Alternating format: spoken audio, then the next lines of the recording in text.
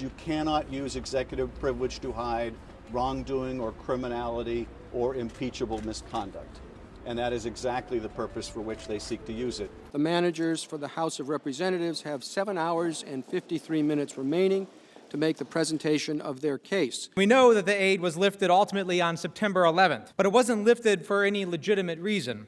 It was only lifted because President Trump had gotten caught. It shouldn't matter that it wasn't you. It shouldn't matter that it was Marie Yovanovitch. It shouldn't matter that it was Joe Biden. Because I'll tell you something, the next time, it just may be you. There's a toxic mess at 1600 Pennsylvania Avenue, and I humbly suggest that it's our collective job, on behalf of the American people, to try to clean it up. My people came to me, Dan Coates came to me, and some others. They said they think it's Russia. I have President Putin. He just said it's not Russia. I will say this, I don't see any reason why it would be. There he is, the president of Russia, standing next to the president of the United States and hearing his own Kremlin propaganda talking points coming from the president of the United States.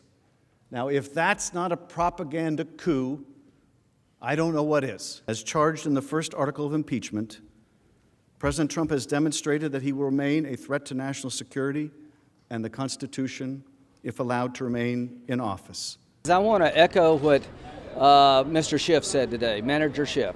I want every American to put themselves in the shoes of the Bidens.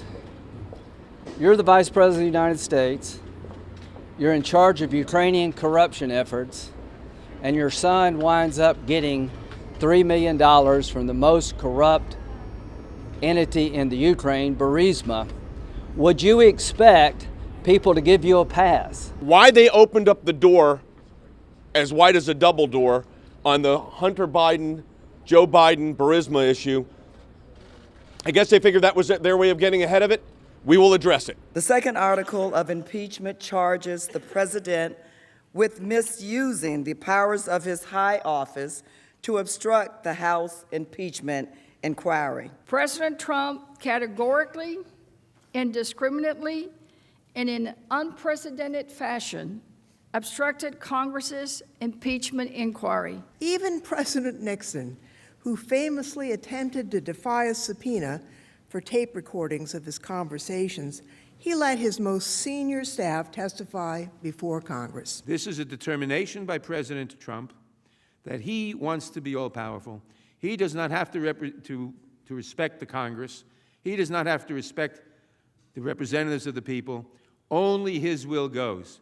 He is a dictator. We are nearing the end of the House managers' presentation, their opening presentation, and then tomorrow I'm looking forward to the first time the president has had to defend himself. I believe this may be one of those moments, a moment we never thought we would see, a moment when our democracy was gravely threatened, and not from without, but from within.